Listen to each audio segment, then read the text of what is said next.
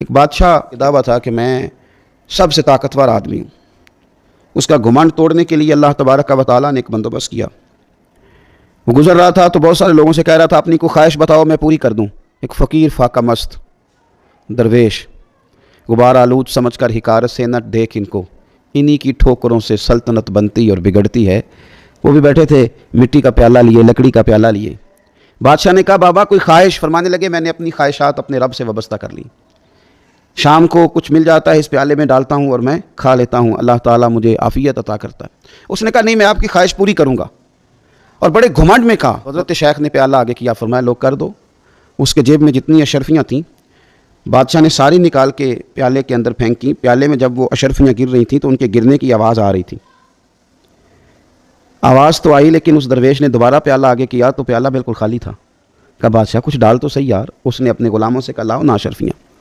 وہ بھی سارے اشرفیوں کی تھیلیاں لائے۔ بادشاہ مٹھیاں بھر بھر کے ڈالتا۔ لکڑی کے پیالے سے اشرفیوں کے لگنے کی آواز تو آتی پر وہ جاتی کہاں ہے کچھ سمجھ نہ آتا۔ اب وہ سب لوگوں کے پاس جو تھا وہ سب خالی ہو گیا۔ اب بادشاہ اپنے غرور میں مست تھا، اس نے خزانے سے اشرفیوں کی بوریاں منگا لی، لیکن مٹھیاں بھر بھر کے ڈالتا رہا، پتہ نہیں کہاں جاتی ہیں۔ بادشاہ تھکنے لگا، چہرے پر شرمندگی کے آثار ظاہر ہونے لگے، پشیمان ہونے لگا، 2 قدم پیچھے ہٹنے لگا۔ تو حضرت شیخ نے ہاتھ تھاما، کہا میں نے تجھے کہا تھا نا تو یہ دعویٰ کر، تو یہ دعویٰ نہ کر کہ بتائیں مجھے میرے رب تعالیٰ کے ساتھ وابستہ رہنے دے۔ تو بادشاہ کہنے لگا بابا تو نے تو آج مجھے عجیب پریشان کر دیا، یہ پیالہ ہے کون سا جو بھاری نہیں رہا؟